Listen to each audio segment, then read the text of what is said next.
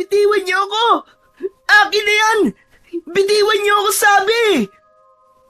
Sigaw ni Darwin habang pilit na nagpupumiglas sa dalawang taong may hawak sa kanya. Dapat sana ay magpapakamatay siya sa pamamagitan ng pag-inom ng dosen-dosen ng tableta. Subalit bago pa man niya magawa ang nais niya, ay may humablot na nun sa mga kamay niya.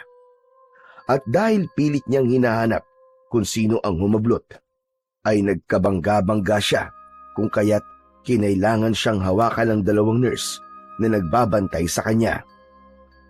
Apo, tama na yan, Apo. Tumigil ka na. Huwag mong gawin ito sa sarili mo. Darwin, tama na. Parang walang naririnig at patuloy lang sa pagwawala si Darwin. Huminto lamang siya nang tusukan siya ng pampakalma. Unti-unti siyang nanghina at natagpuan niya na lamang ang kanyang sarili na nakahiga na sa kanyang kama at nakatitig sa karimlan. May naramdaman siyang naupo sa tabi niya at ilang sandali pa ay may humawak sa isa niyang kamay. Bagamat wala siyang nakikita kung hindi puro kadiliman, alam niyang kamay yun ng kanyang lola. Hanggang kailan ka ba magiging ganito, Apo? Hanggang kailan mo pa ihirapan ang iyong sarili? Namimiss na kita. Miss na miss ko na yung dating Darwin na kilala ko. Yung makulit at masiyahin. Pakiusap, Apo, Darwin. Itigil mo na ito. Wala kang kasalanan sa nangyari sa mga magulang mo. Bagamat narinig niya ang sinabi ng kanyang lola, ay nanatili lamang siyang walang imik dahil hindi niya alam ang sasabihin. Sa bawat araw na dumaraan, wala siyang ibang gustong gawin kung hindi ang magpakamatay. Wala siyang ibang nararamdaman kundi sakit, hinanakit at pagsisisi. Sinisisi niya ang sarili niya sa nangyari. At ganun din marahil ang kanyang mga magulang kung kaya't madalas niyang mapanaginipan ang nangyari. 6 na buwan na ang nakararaan simula nang mangyari ang isang malagim na aksidente na ikinabulag niya at ikinasawi naman ng kanyang mga magulang. Dapat ay mamamasyal sila ng araw na yon. Subalit ang masaya sana nilang banding ay nauwi sa isang trahedya nang bigla na lang may isang truck na bumangga sa kanila. Naisugod pa sila sa ospital. Subalit nang magkamalay siya, ay isang masakit na balita ang sumalubong sa kanya. Bukod sa nawalan siya ng paningin, nawalan din siya ng mga mahal sa buhay. Ang masakit pa ron, hindi man lang siya nakapunta sa lamay at libing ng mga ito dahil 2 buwan siyang komatos. Simula noon, nawalan na siya ng ganang mabuhay. Para kay Darwin, para saan pat nabuhay siya kung wala naman na siyang mga magulang at walang paningin. Pakiramdam niya, nabubuhay lang siya para paulit-ulit na patayin sa sakit.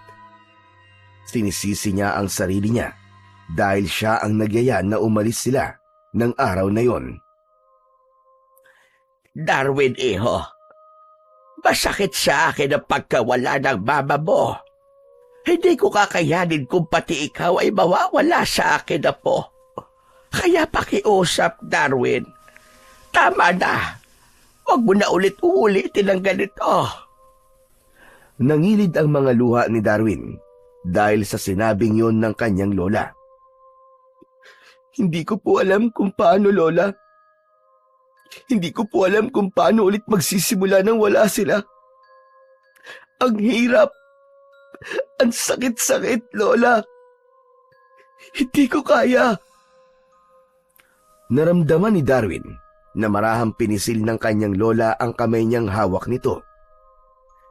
Nandito pa ako, Apo. Tutulungan kita magsimulang muli.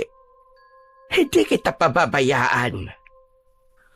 Bumukas ang pinto ng kwarto ni Darwin at mula roon ay pumasok ang tiyuhin niyang si Edwin, kapatid ng kanyang mama. Nandito rin ako para sa'yo, Darwin. Hindi ka nag-iisa. kasama mo kami. Alam mo naman na para rin kitang anak, hindi ba? Tuluyan nang napahikbi si Darwin dahil sa kanyang mga narinig. Nang mga sandaling yon, kahit papano ay gumaan ang kanyang pakiramdam. Patawarin niyo po ako, Lola. Uncle Edwin, dahil po sa akin, kaya nawala si Mama at Papa. Ako po may kasalanan. Apo, hindi mo kailangang humingi ng tawad. Aksidente ang nangyari, kaya wag mong isipin na ikaw ang may kasalanan nun.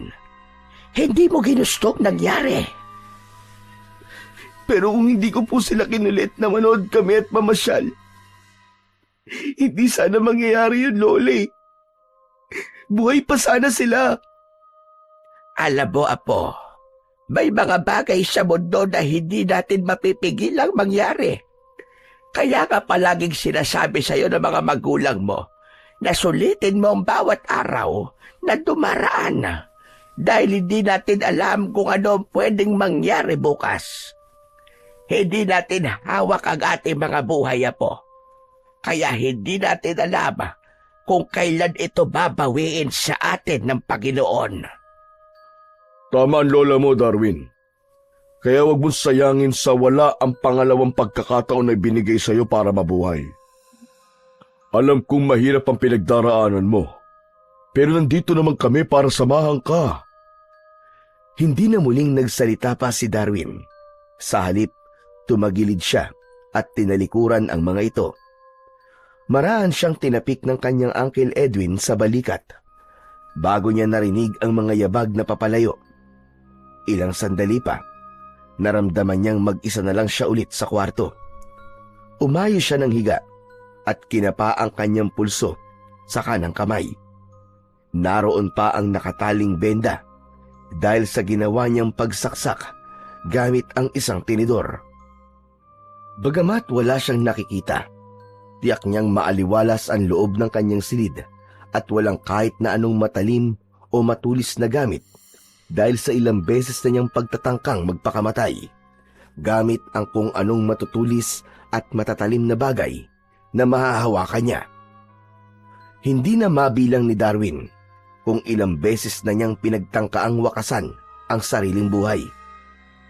Nung nagpatihulog siya sa hagdan, tinakpan ang sariling muka gamit ang unan, naglaslas, uminom ng maraming gamot at inuntog ang sariling ulo sa sementong dingding. Kung hindi dahil sa dalawang nurse na itinalaga ng kanyang Uncle Edwin para siya ay bantayan, marahil ay wala na siya sa mundo. Dahan-dahang bumangon si Darwin at kinapa ang litratong nasa ibabaw ng maliit na mesa sa tabi ng kanyang kama. Nang mahawakan ng naturang litrato, ay niyakap niya yon. Nasa ganon siyang tagpo nang marinig niyang bumukas ang pinto at may naglakad papalapit sa kanya.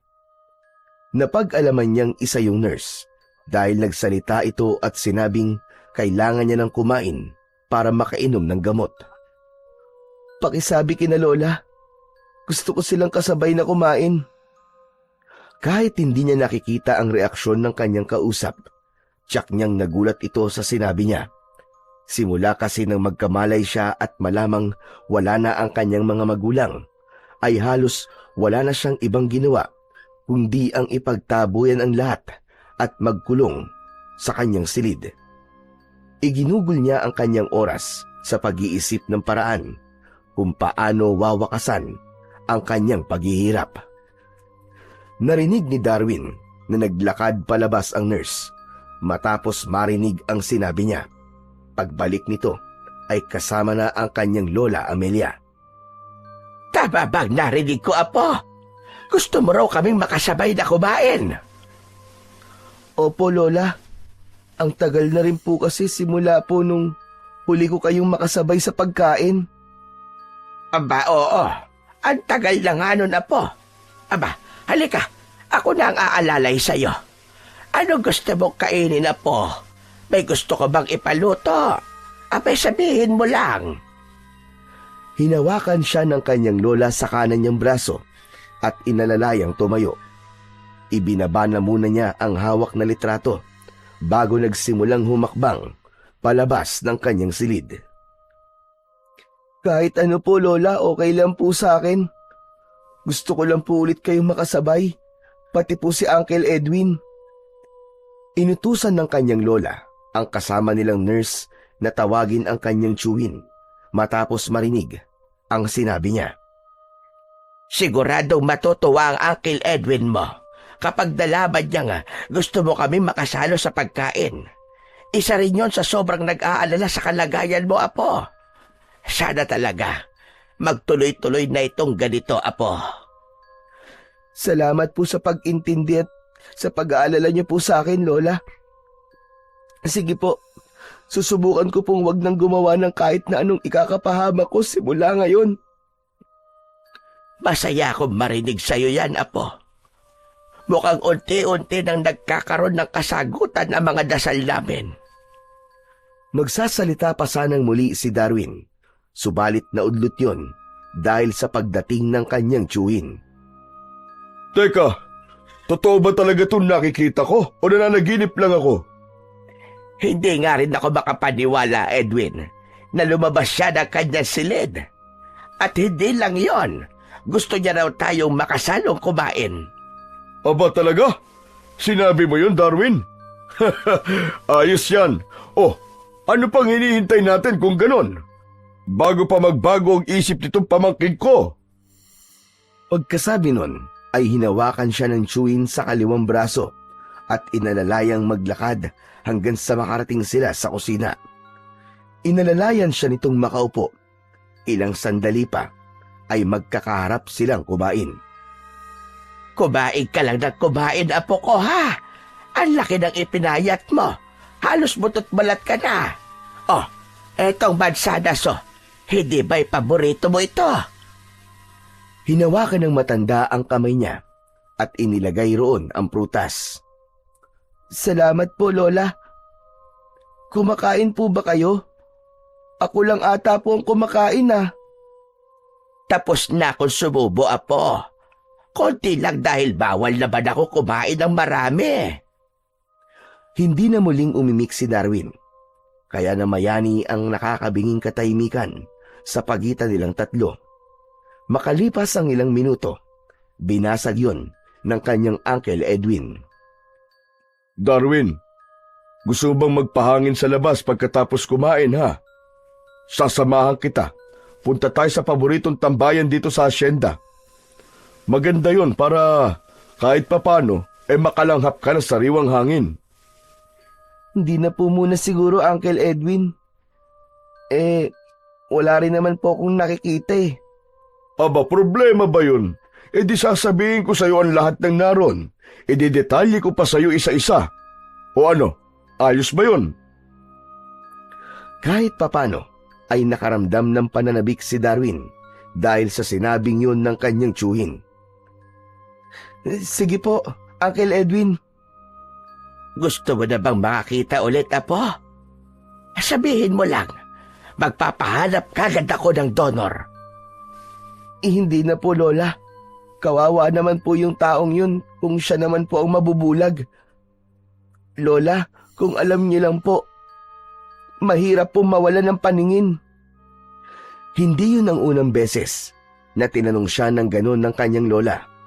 Matagal na siya nitong kinukumbinsi na sumailalim sa eye transplant, subalit ayaw niya. Hindi niya kayang tanggapin na merong taong mabubulag para lang makakita siya. Kahit pa sabihing may sapat namang kabayaran, hindi niya pa rin kayang sikmurain. Ikaw ang bahala, Apo. Ngunit kapag nagbago ang isip mo, sabihin mo lang kagad kay Lola, ha? Para rin naman sa'yo yun, Apo. Hindi na muling nagsalita si Darwin. Sa halip ay ipinagpatuloy niya na lang ang pagkain. Nang matapos siya, sinamahan siya ng kanyang tiyuhin na magpahangin sa labas.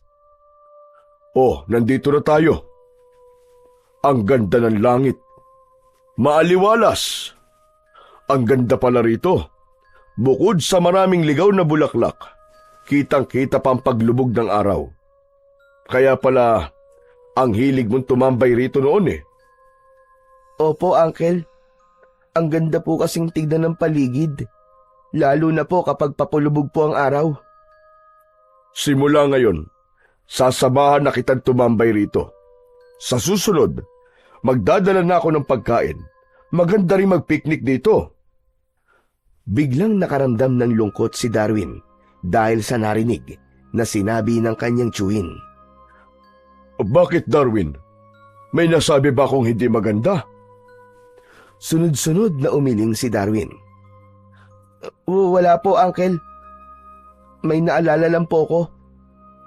Papalubog na po ba ang araw? Habang sinasabi yon, ay naglalaro sa isip ni Darwin ang isang eksena kung saan kasama niya ang kanyang mga magulang at masaya silang nagpipiknik sa lugar na yon. Oo, papalubog na, Darwin. Nang marinig ang sinabing yon ng kanyang Uncle Edwin, ay naupo siya sa damuhan at humarap sa parte kung saan alam niyang naroon ang papalubog na araw. Makalipas ang ilang segundo, ay naramdaman niyang umupo sa tabi niya ang tiyuhin at inakbayan siya nito. Hinintay nilang tuluyang lumubog ang araw bago siya nagyayang umuwi. Sa pintuan pa lang, ay kagad siyang sinalubong ng kanyang lola. Darwin, apo, kumusta ang pamamasyal niyo? Ayos lang po, Lola. Parang nakita ko na rin po ang buong paligid dahil sinasabi po sa akin lahat ni Uncle Edwin ng mga nakikita niya. Abay, mabuti naman kung ganon. O ano, apo? Nagugutom ka ba? Nagpapaluto ko ng paborito mong ulam. Busog pa po ako, Lola eh. Gusto ko na po munang magpahinga. O sige, apo. Magsabi ka lang kapag nagugutom ka na, ha? Opo, Lola. Salamat po. Ihahatid ko na po si Darwin sa kwarto niya, Mama. Hayaan po muna natin siya makapagpahinga.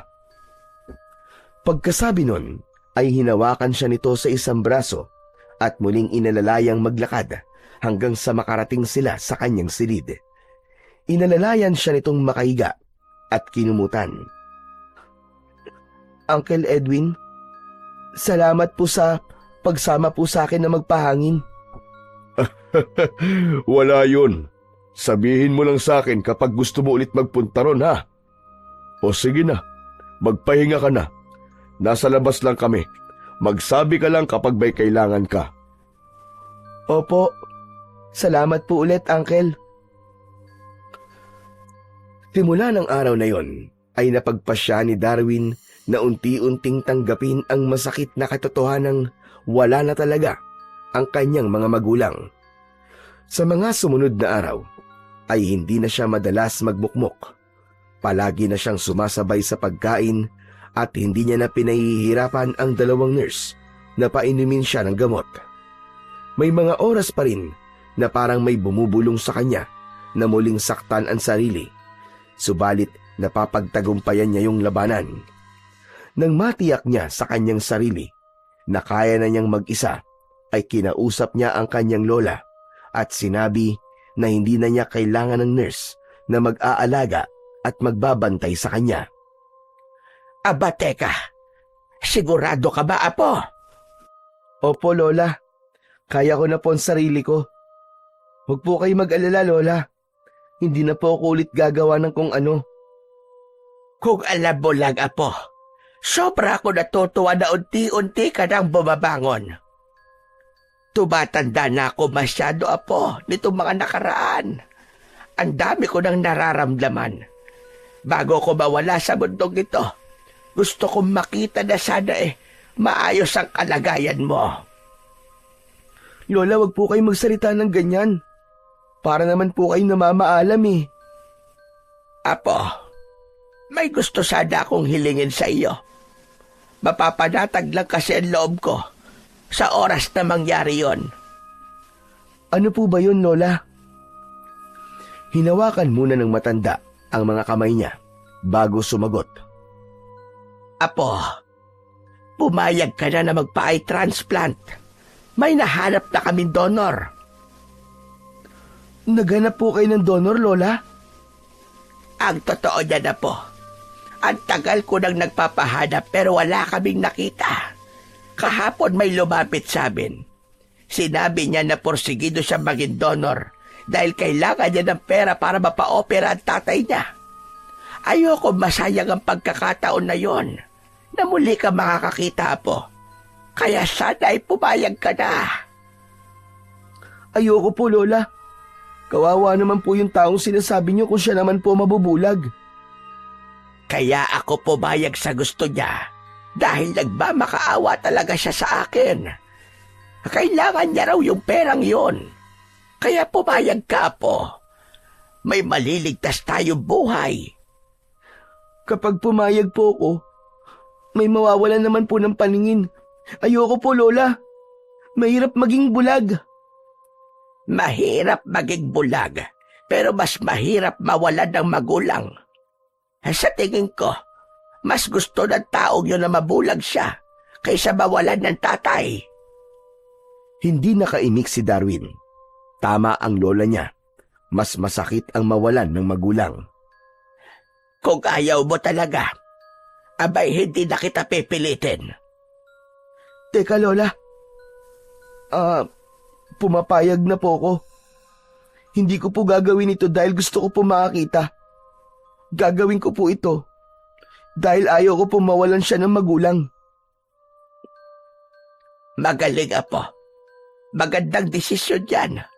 Matutulungan nila tayo at matutulungan din natin sila. Kailan po magaganap ang operasyon ko, Lola? Dapat po sa lalong madaling panahon para mapa-opera po kaagad ang tatay niya. Sa linggo, Apo. Sa linggo. 3 araw mula ngayon. Okay po, Lola. Hay, sa wakas. Makakakita ka na ulit, Apo. Sa oras na mangyari yon, doon pa lamang ako mapapadatag. Pagsapit ng linggo, 8:00 pa lang, ay binabaybay na nila ang kahabaan ng kalsada papunta sa ospital. Nakasakay sila sa kotse. Nasa likuran sila ng kanyang lola at si Uncle Edwin, ang nagmamaneho. Sa kalagitnaan ng biyahe ay may tumawag sa kanyang lola. Anong sinabi mo? Nabangga! Natigilan si Darwin sa kanyang narinig. Hindi niya maiwasang makaramdam ng kuryosidad kung sino ang kausap ng kanyang lola sa kabilang linya at kung sino ang tinutukoy nitong nabangga. Magsasalita sana siya, subalit naunahan siya ng kanyang Uncle Edwin. Anong meron, Mama? Bakit parang gulat na gulat ka? Patay na si Sinag. Nasagasaan daw habang patawid sana sa ospital. Ano po? Sino po si Sinag, Lola? Siya ang donor mo, Apo. Katatawag lang sa akin ni Doc. Hindi na raw umabot sa emergency room si Sinag. Napaawang ang mga labi ni Darwin dahil sa gulat. Bigla siyang naubusan ng sasabihin. Ang sama naman ng balitang yan. Bakit naman sa dinabi-dami ng tao sa mundo, sisinag pa? Paano ngayon yung eye transplant ni Darwin? Ang kaninang pagkabigla ni Darwin ay napalitan ng lungkot. Hindi siya nalulungkot para sa sarili. Nalulungkot siya dahil sa isiping may isang taong nawala. Isang anak na mapagmahal sa kanyang ama. Magsasalita sana siya, subalit naudlot yon dahil sa biglaan nilang paghinto sa gitna ng kalsada. Dahil hindi niya yon inaasahan, nawalan siya ng balanse at nasubsob. Ganon din yata ang nangyari sa kanyang lola dahil narinig niya itong dumaing, halatang nasaktan. Lola? Lola, ayos ka lang ba? Ang kailan na po nangyari? Habang nagsasalita, ay kinapa niya sa kanyang tabi ang matanda. May humarang sa atin. Po? Humarang? Bakit daw po? Hindi nasagot ang tanong ni Darwin nang maramdaman niyang bumukas ang pinto sa tabi niya at may biglang humawak sa kanya at hinila siya palabas. Anong kailangan niyo sa apo ko? Baka walang hiya kayo! Bitiwan niyo siya! Huwag niyo siyang sasaktan! Nang marinig niya ang sinabing yun ng kanyang lola, ay dun niya lang napagtanto kung ano ang kasalukuyang nangyayari. Mga masasamang loob ang humarang sa kanila at gusto siyang kuhanin. Bitiwan niyo ako! Anong kailangan niyo sa akin? Nagpupumigla si Darwin sa pagkakahawak sa kanya. Tumigil lang siya nang umalingaw-ngaw ang isang putok. Binalaan siya ng lalaki na ang susunod na putok ng baril ay sa lola o sa uncle na niya tatama kapag hindi siya sumama ng maayos. Kaya naman napilitan na lamang siyang kumalma. Huwag niyo po silang sasaktan. Sasama po ako sa inyo. Saan niyo dadalhin ang apo ko? Ano bang kailangan ninyo? Pera? Kahit magkano ibibigay ko, huwag niyo lang siya sasaktan. Yun ang huling mga katagang narinig ni Darwin dahil isinakay na siya ng mga lalaki at biglang pinukpok ng baril sa batok. Dahilan para mawalan siya ng malay. Hindi niya alam kung gaano siya katagal na walang malay. Nagising na lang siya dahil sa ingay na naririnig niya. Nasa loob pa rin siya ng sasakyan at nakatali ang mga kamay at paa. Napaatras siya nang marinig niyang bumukas ang pinto. Sino kayo? Ano bang kailangan niyo sa akin? Mabuti naman at gising ka na. Natigilan si Darwin. Pamilyar ang boses na yon na kanyang narinig. Uncle? Uncle Edwin? Ikaw po ba yan? Ako nga, Darwin. Buti naman at kilala mo ang boses ko. Uncle, ano pong ginagawa niyo rito? Baka kung ano pong gawin nila sa'yo. Umalis ka na, Uncle. Huwag niyo na po akong subukang iligtas. Hindi naman ako nandito para iligtas ka eh. Bakit po kayo nandito, Uncle? Dinukot din po ba kayo? Nasagot ang mga katanungan ni Darwin nang marinig niyang may lumapit sa kanila at tinawag na boss ang tsuwi niya. Uncle Edwin? Ano pong ibig sabihin nito? Bakit ka po nila kilala? Dahil ako lang naman na nag-utos sa kanila na dukutin ka, Darwin. Ha? Bakit naman po? Dahil sagabal ka sa mga plano ko. Kasalanan mo rin naman ito eh. Kung sana, nanatili ka na lang sa dati mong kalagayan kung saan puro pagpapakamatay ang ginagawa mo. Hindi sana tayo aabot sa ganito. Ang kaso lang, biglang gusto mong gumaling at makakita. Kaya wala akong mapagpipilian kundi ang iligpit ka. Hindi ko po maintindihan. Bakit ginagawa mo to, Uncle Edwin? Alam ba ito ni Lola? At bakit ko naman ito ipapaalam sa kanya, Aber?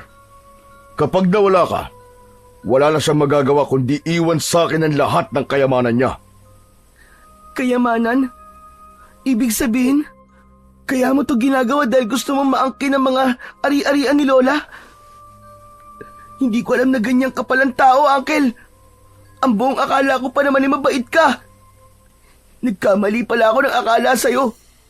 Isusumbong kita kay Lola para ipakulong ka niya. Yun ay kung makakauwi ka pa. Sa tingin mo ba'y makakatakas ka pa? Matutulad ka sa mga magulang mo. Nagulat si Darwin sa sinabing yun ng kanyang tsuwin. Anong ibig mo sabihin, Uncle? Sa tingin mo ba talaga, aksidente nangyari? Hindi aksidente yun. May inutusan ako para banggain kayo. Biglang nagngit-ngit sa galit si Darwin matapos malaman ang revelasyon na yon mula sa bibig ng kanyang tsuwin. Hayop ka! Ang sama mo, Uncle Edwin!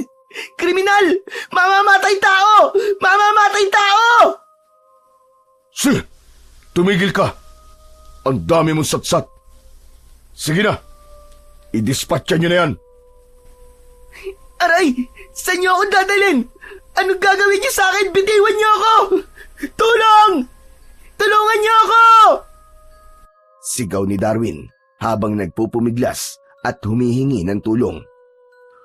Patahimikin nyo na nga yan. Baka may makarinig eh. Tulong! Bitiwan niyo ako! Tulungan niyo ako! Hindi na natapos pa ni Darwin ang iba niyang sasabihin dahil biglang nilagyan ng tape ang bibig niya. Kasunod nun ay naramdaman niyang binuwat siya ng mga ito at inilagay sa loob ng isang masikip na lugar. Kinapaka pa niya ang kinaroroonan at napagtanto niyang isa yung malaking drum na lata. Tinangka niyang makalabas, subalit may humawak sa ulo niya at pilit siyang ipinasok sa loob. Wala siyang nagawa ng isara ng mga ito ang drum at nakulong na siya ng tuluyan sa loob. Makalipas ang ilang segundo, umalingaw-ngaw ang isang putok ng baril at napaigik siya sa sakit nang maramdaman niyang may bumaon sa kanyang tagiliran. Pagkatapos nun, naramdaman niyang bumubulusok siya pababa. May narinig siyang ingay. Tunog yun ng pagbagsak niya sa tubig. Napaiyak na lang si Darwin sa kawalan ng pag-asa matapos niyang mapagtanto na unti-unting napupuno ng tubig ang loob ng drum na kinaroroonan niya. Kahit magawa niyang makawala sa pagkakatali, malabo pa rin siyang makalabas ng buhay dahil sa tama niya ng baril at bukod doon, selyado sa labas ang takip ng drum. Huminto si Darwin sa pag-iyak at tinanggap ang masalimuot na pagtatapos ng kanyang buhay. Nararamdaman niyang hindi na siya magtatagal dahil bumibilis na ang paghinga niya. Bukod doon, namimigat na rin ang kanyang mga talukap. Gusto nang pumikit. Bago tuluyang magsara ang kanyang mga mata, ay may narinig siyang sunod-sunod na tahol ng aso. 2 linggo ang mabilis na lumipas. Nagising si Darwin sa pangangalaga ng isang medyo may edad ng lalaki na nagngangalang Doming.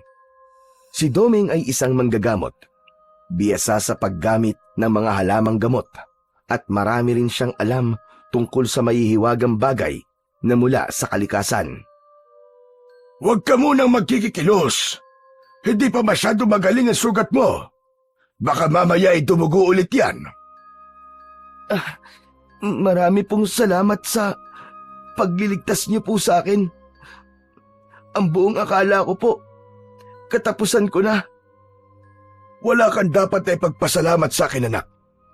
Kahit naman siguro sino, gagawin din ang ginawa ko.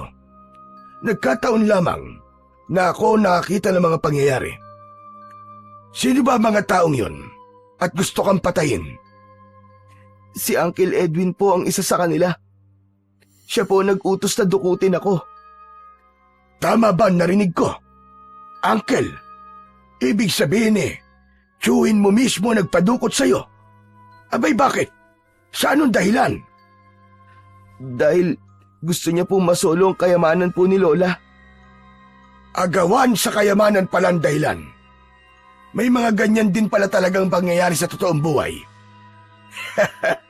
Akala ko sa pelikula lang yon.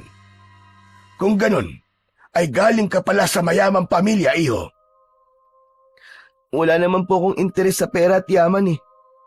Gusto ko lang po ng masaya at kompletong pamilya.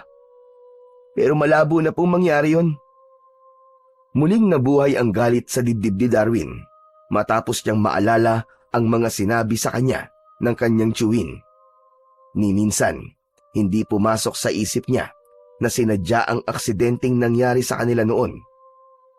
Maayos ang pakikitungo ng Uncle Edwin niya sa kanya at sa mga magulang niya, kaya hindi niya akalain na may binabalak pala ito.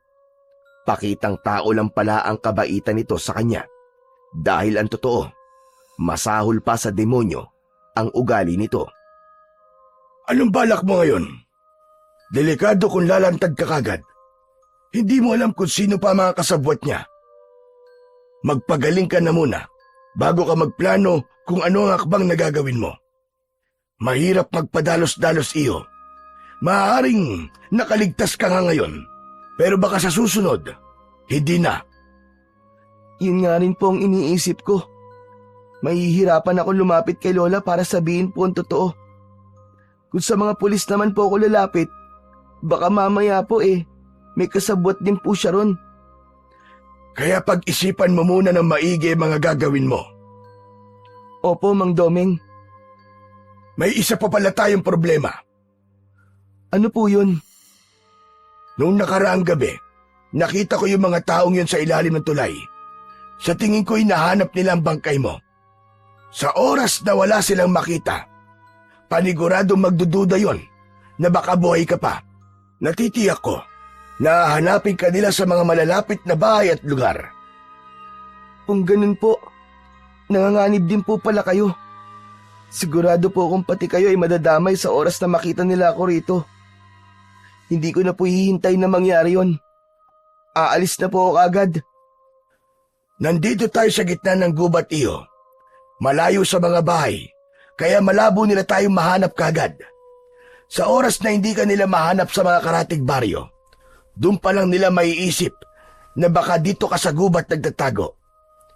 Ngunit bago mangyari yon, tsak na magaling ka na, kaya kaya mo nang tumakas. Nagtaka si Darwin sa kanyang narinig. Gubat? Nasa gitna po tayo ng gubat? Dito po kayo nakatira? Hindi iyo, dito lang kita dinala dahil alam kong una nilang hahalugugin ang kabayanan sa oras na hindi nila makita ang iyong bangkay. Ganun po ba? Marami pong salamat kung ganun. Teka, may isa pang problema. Meron pa po. Ano po yun? Hindi ligtas ang manatili rito sa gubat. May mga aswang na pagala-gala rito at binibiktima ang sino mang napapadpad dito. Ang sino mang naliligaw rito ay hindi na muling nakakalabas pa ng buhay. Ilang segundong natahimik si Darwin bago nagawang makapagsalita. Ano? May aswang po dito? Tama ka, Darwin. Kaya isa yon sa posibleng maging dahilan kung bakit ka magiging ligtas sa kamay ng mga taong gustong pumatay sa'yo. Dahil baka matakot sila na pumasok dito. Kung pumasok man sila, baka matulad lang sila sa mga taong bigla na lamang nawala sa gubat na ito. Ibig niyo pong sabihin, kung mananatili po ako rito, posible ako makaligtas sa mga taong gustong pumatay sa akin. Pero hindi sa mga aswang. Natumbok mo. Pero hanggat hindi ka lumalabas sa kubo na ito, hindi ka nila magagalaw. May pangontra akong inilagay sa bawat sulok ng kubo na ito, kaya hindi sila makakalapit. Ganon din naman ako. May daladala akong pangontra, kaya hindi nila ako malalapitan. Ngayon ko lang po nalaman na totoo po pala ang mga aswang. Totoo sila, Darwin. At hindi mo gugustuhin na makita ang itsura nila. Masyadong nakakatakot. Manong Doming, ano po bang klaseng pangontra ang tinutukoy nyo? Pwede ko po bang malaman? Hinawakan ni Mang Doming ang kamay niya at may inilagay doon. Isa yung maliit na bote na tila may laman na kung ano. Langis ang laman niyan, iyo, at may halong abo ng sinunog na buntot ng pagi. Mabisang pangontra at panlaban sa mga aswang. Subok niyo na po ba to, Mang Doming? Tsaka, hindi po ba kayo natatakot na baka may aswang na bigla na lamang pong umatake sa inyo? Subok ko na ito. Kung hindi totoo ang bisa nito, matagal na sana ako naging hapunan ng mga aswang dito sa gubat. Baka nga pati ikaw, baka nilantakan ka na rin nila. Nasa paligid lang sila, Darwin. Naghihintay ng tamang pagkakataon upang umatake. Kaya kahit na anong mangyari, wag na wag kang lalabas sa kubo na ito. Teka po, Mang Doming, iiwan niyo po ba ako rito? Palagi naman kitang iniiwan dito kahit nung wala ka pang malay. Nagpupunta lang ako rito para silipin ka. May pinagkakaabalahan kasi ako. 2 linggo nang nawawala ang aking anak. Ah, may anak po pala kayo. Bakit po siya nawawala? Baka po napadpad po siya rito sa gubat. Hindi niya yun gagawin dahil alam niyang magagalit ako. Nakabihis siya nung araw na nagpaalam siya sa akin.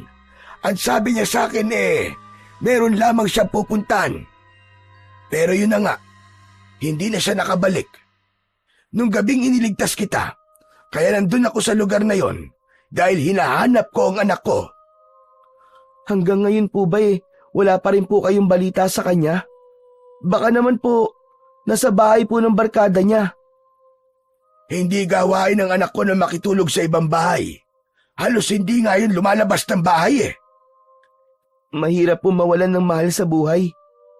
Sana po, mahanap niyo na po siya. Hindi ko na alam kung saan ko siya hahanapin. Kung saan na ako nakarating pero hindi ko pa rin siya makita-kita. Siya na lang ang meron ako, Darwin. Hindi ko alam ang gagawin ko kapag may nangyaring masama sa kanya. Mang Doming, lakasan niyo lang po ang loob niyo at ihanda po ang sarili sa posibleng resulta kung bakit hindi pa rin po siya nakakauwi. Ang tagal po ng 2 linggo. Sana walang nangyaring masama sa kanya. Hanggat hindi ko nakikita kung nasa ng katawan niya, hindi ako mawawala ng pag-asa. Baka kung nasan lang siya, tinihintay na dumating ako para iligtas siya. Magkahalong awa at paghanga ang naramdaman ni Darwin habang nakikipag-usap siya kay Mang Doming. Humahanga siya sa pagiging ama nito at sa kabilang banda naman, naaawa siya dahil halatang sobra itong nag-aalala para sa anak. O paano? Maiwan na muna kita rito. Babalik ako bukas ng umaga. Yung bilin ko sa iyo ha. Huwag kang lalabas dito, lalo na kapag gabi. Bagamat nakaramdam ng takot, hindi niya yon ipinahalata. Gusto niya itong pigilan na huwag siyang iwan, subalit mas kailangan itong hanapin ang anak. Ayaw niya namang maging makasarili. Opo, Mang Doming. Tatandaan ko po ang lahat po ng bilin niyo po sa akin. Mag-iingat po kayo. Sana po, mahanap niyo na po ang anak niyo. Wala nang natanggap na sagot si Darwin. Sa halip, mga yabag na papalayo at pagbukas sara ng pinto ang kanyang narinig. Pagsapit ng gabi, nagsimulang kabahan si Darwin. Bagaman wala siyang nakikita, malakas ang pakiramdam niya na may kung anong nagmamatsyag sa kanya mula sa labas ng kubo. Mas lalong tumindi ang takot na kanyang nararamdaman nang makarinig siya ng mga kaluskos. Sa kabila ng nararamdamang takot, pinilit niyang maging kalmado. Naiga siya sa papag sa sahig, pumikit at taimtim na nagdasal. Kinabukasan, nagising si Darwin sa ingay ng huni ng mga ibon sa paligid. Laking pasasalamat niya dahil lumipas ang buong magdamag na walang nangyari sa kanya. Dahil doon ay naniwala siya sa mga sinabi sa kanya ni Mang Doming na mananatili siyang ligtas kung nasa loob lang siya ng kubo. Makalipas ang ilang minuto, dumating na ang matanda. Ibinigay nito sa kanya ang dala nitong pagkain. Mang Doming, ano pong balita? Buong magdamag akong naganap, pero bigo na naman akong makita siya. Aalis ulit ako ngayon para maganap. Sumaglit lang ako rito para dalang ka ng pagkain. Kumusta naman ang tulog mo? Ayos naman po. Mukhang magdamag ka nilang inabangan sa labas. May nakita ko mga bakat ng kuko sa mga puno na malapit lang dito sa kubo. Sino pong nila? Mga aswang po. Kaya po pala may mga kaluskos po ako naririnig kagabi. Tama ang desisyon mong wag lumabas. Hindi po ba tao rin po mga aswang? Hindi niyo po ba kilala kung sino sila? Sa dami ng tao rito sa lugar natin, mahirap tukuyin kung sino ang mga aswang. Pwera na lamang kung iisa-isahin mo silang tititigan sa mata. Bakit po kailangan titigan sa mata? Madaling malaman kung aswang ang isang tao kapag tinitigan mo siya ng malapitan sa mga mata. Kapag baliktad ang refleksyon mo sa mga mata nila, ibig sabihin, aswang ang tao na yon. Wala po ba kayong ideya sa isip o kahit hinalaman lang kung sino po ang aswang dito sa lugar natin? Wala pa. Ayoko silang paglaanan ng oras at atensyon. Magugulo lamang ang buhay ko kapag ginawa ko yon. Baka mapahamak pa ang anak ko kapag nagkataon.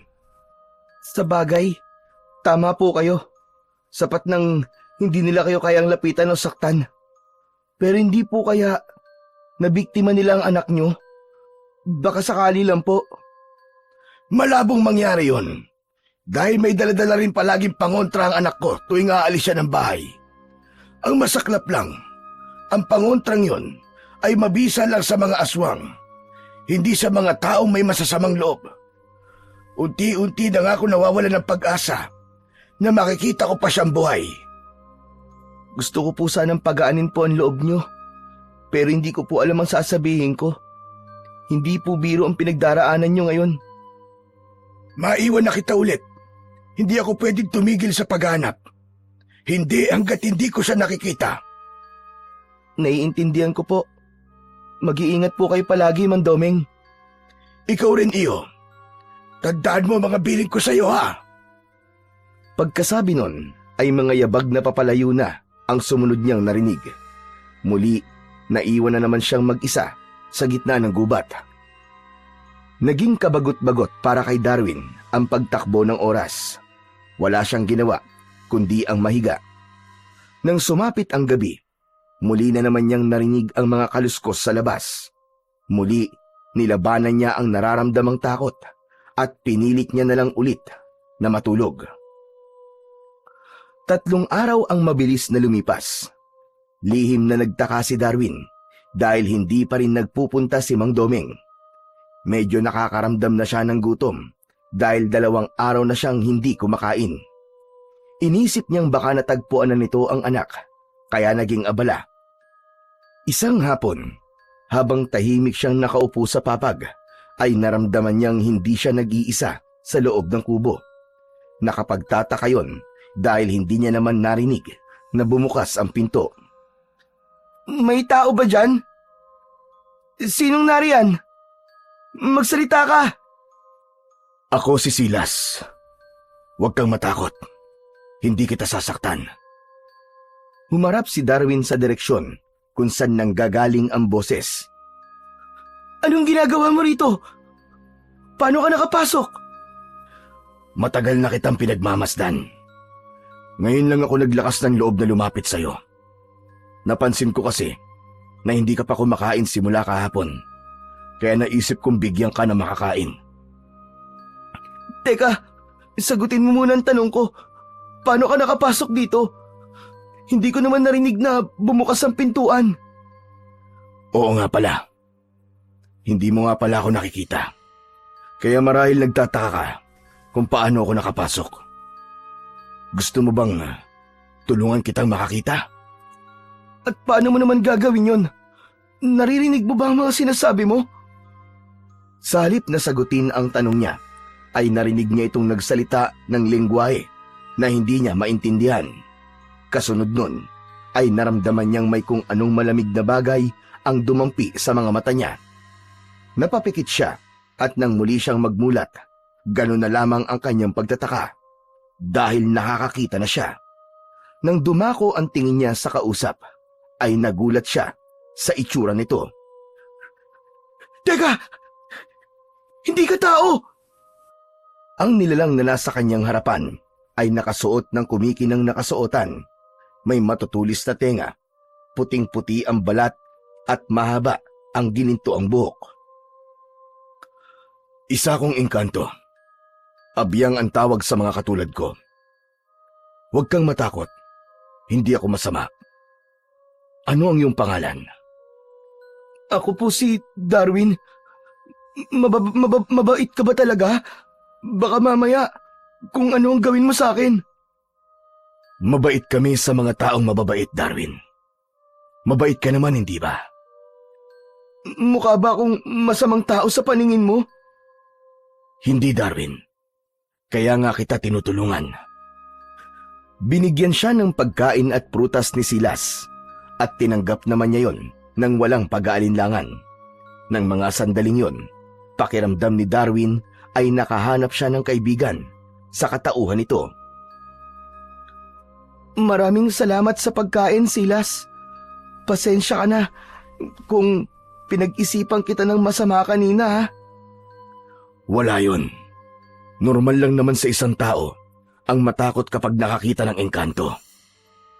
Hindi naman nakakatakot ang itsura mo eh.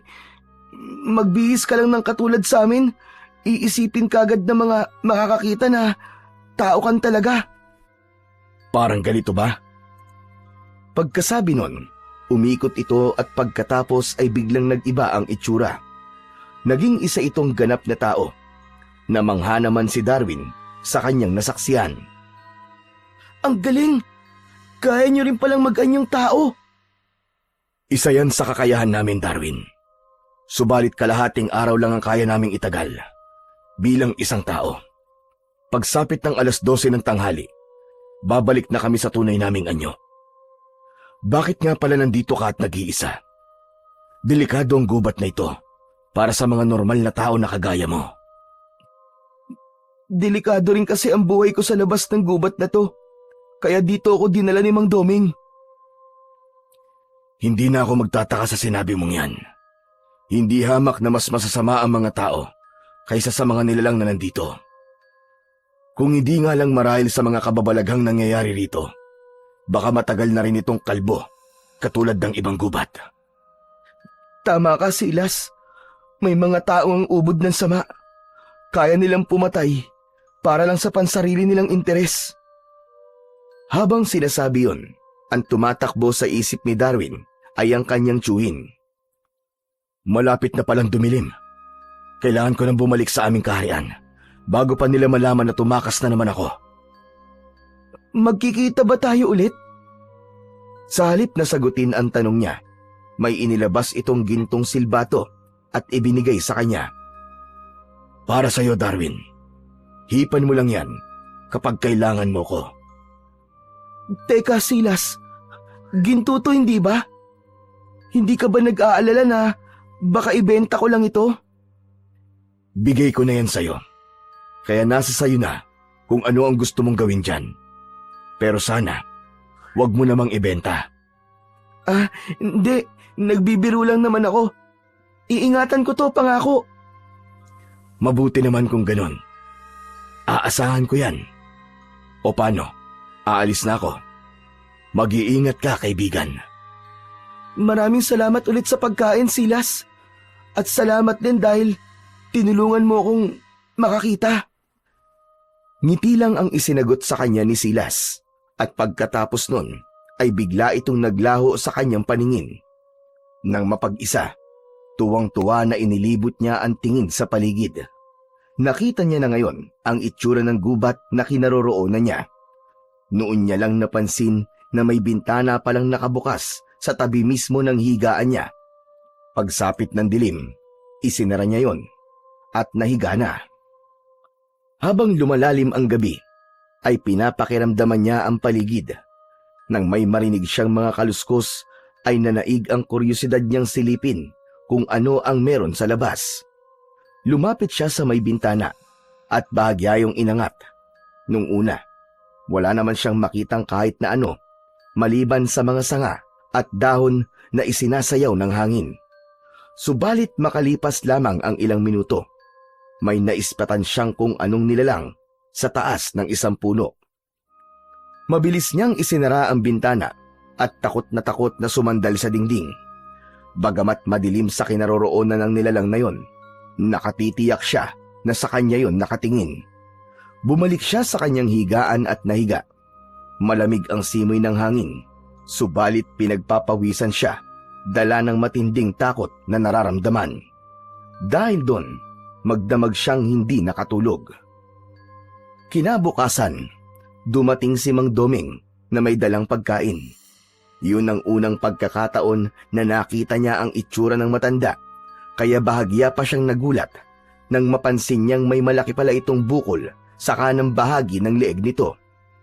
Gayunpaman, hindi niya pa rin pinapahalata rito na nakakakita na siya. Pasensya ka na kung ngayon lang ako nakapunta. Nakarating ako sa kabilang bayan at doon naman naghanap. Base sa itsura nito at sa tono ng pananalita, alam na kagad ni Darwin na hindi pa rin ito nahahanap ang anak. Ayos lang po yun, Mang Doming.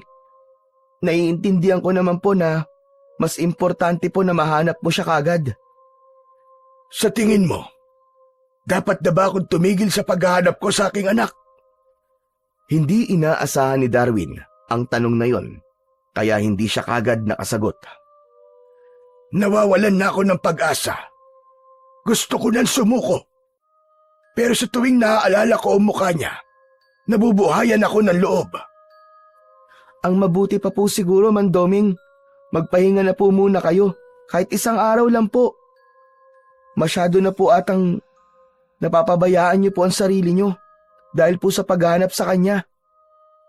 Hindi ko kayang maupo lang sa isang tabi gayong posibleng nasa panganib o may masamang nangyari sa anak ko. Hindi naman po kayo titigil sa paghanap sa kanya, Mandoming eh. Magpapahinga lang po kayo saglit. Isipin niyo rin po ang kalusugan niyo. Magpapahinga lamang ako, Darwin. Kapag nakita ko na siya, aalis din kagad ako. Makikisakay ako sa truck ng gulay na papunta sa ibang lugar. Baka mawala ulit ako ng ilang araw. Nagpunta lang ako rito para dalang ka ng pagkain at tignan ang sugat mo.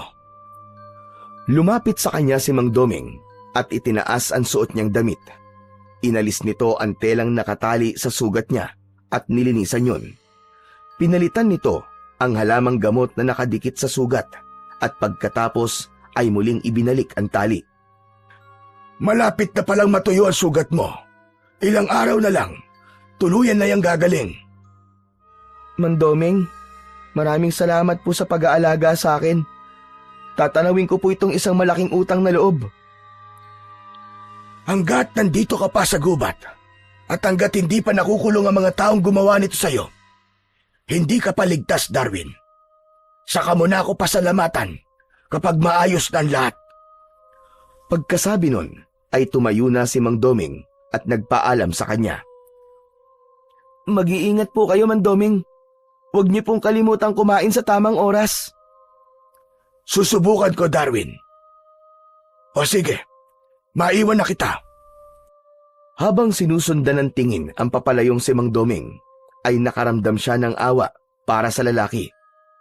Higit na mas mahirap ata ang mawalan ng anak kaysa mawalan ng magulang. Nasa ganon siyang tagpo nang biglang sumulpot si Silas. Napapitlag tuloy siya sa gulat. Ang lalim yata ng iniisip mo ah. Ikaw pala, Silas. Naaawa lang kasi ako kay Mang Doming. Hanggang ngayon kasi, hindi niya pa rin nahahanap ang anak niya. Siya ba yung lalaking kakaalis lang?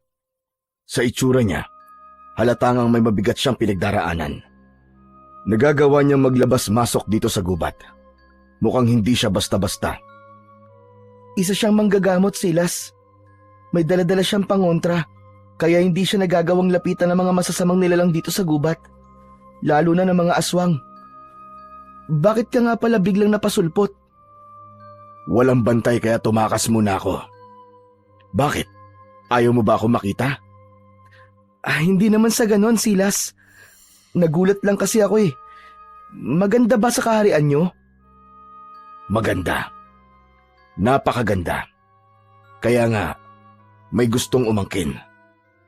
Sino naman? Kamag-anak niyo rin ba? Hindi, Darwin. Mga gabunan. Gusto nilang angkinin hindi lang ang kaharian namin, kundi pati na rin ang mga pinakaiingatan naming mga iyas. Pero hindi sila nagtagumpay. Anong sabi mo? Gabunan? Ano yun? Isang uri ng aswang, Darwin. Aswang? Sila ba yung tinutukoy ni Mang Doming na pag-alagala rito sa loob ng gubat? Hindi, Darwin. Higit na mas nakakatakot at mas malalakas ang mga gabunan kumpara sa mga aswang na gala na meron dito sa gubat. Ang alam ko, hindi basta-basta makikita ng kung sino lang ang kaharian yung mga engkanto. Paano kayo nagawang atakihin ng mga gabunan? Noon kasi, may magandang ugnayan ng mga abyan at mga gabunan. Dahil doon, malaya silang nakakalabas-masok sa kaharian namin. Subalit isang gabi, bigla na lang nila kaming sinugod. Mabuti na nga lang at hindi sila nagtagumpay. Hanggang ngayon nga, biyag pa rin namin ang ilan sa kanila, kasama na ang dati nilang pinuno. Hindi makapaniwala si Darwin sa kanyang narinig. Pakiramdam niya, mistula siyang nakikinig ng isang kwento sa pelikula. Mabuti na lang pala, Silas, at hindi sila nagtagumpay. Mabuti na lang talaga Dahil kung nagtagumpay sila, baka pati ang mundo niyong mga tao ay naapektuhan sa kasamaan nila. Kung banta ang mga gabunan sa inyo, bakit hanggang ngayon, hindi nyo pa rin pinapatay ang mga bihag nyo? Dahil alam namin magagamit din namin sila sa oras ng kagipitan. Hanggat may gabunan na nabubuhay dito sa labas, nanganganib pa rin kami. Maaari kasing humahanap lang sila ng pagkakataon para umatake. Pero malabong mangyari yun, hindi ba Silas? Pwera na lamang kung papasukin nyo sila sa kaharian nyo. Hindi malabong mangyari yun, Darwin. Lalo na kapag nangyari ang isa sa pinakakinatatakutan namin. Napuno ng pagtataka ang isip ni Darwin. Magtatanong sana kung ano ang tinutukoy nito. Subalit naudlot yun dahil bigla na lang itong napasapo sa dibdib. Kailangan ko nang bumalik. Tinatawag na ako. Paalam na muna. Pagkasabi nun ay bigla itong naglaho. Naiwan siyang tulala at maraming katanungan. Kinagabihan ng araw na yon, habang nakahiga, may naulinagan na ingay si Darwin mula sa labas. Iba yon sa kaluskos na madalas niyang naririnig. Sumilip siya sa bintana at bigla ang pagbundol ng kaba sa kanyang dibdib nang may maispatan siyang mga lalaking papalapit sa kinaroroonan niya. Malakas ang kutob niya na mga tauhan yon ng kanyang Uncle Edwin. Makalipas ang ilang minuto, nasa harapan na ng kubo ang mga yon. Halos pigil niya ang kanyang paghinga dahil sa matinding takot na nararamdaman. Nanginginig ang mga kamay na kinapa niya mula sa bulsa. Ang silbatong ibinigay sa kanya ni Silas at hinipan yon. Kagad na sumulpot sa tabi niya ang kaibigan. Hinawakan siya nito sa balikat at sinenyasan siyang tumahimik. Bumukas ang pintuan ng kubo at 3 armadong lalaki ang pumasok. Laking pagtataka ni Darwin dahil dinaanan lang siya ng mga ito. Subalit nakita ng mga ito ang suot niyang damit nung araw na dinukot siya ng mga ito. Isa sa 3 lalaki ang nagsabi na hanapin siya sa paligid.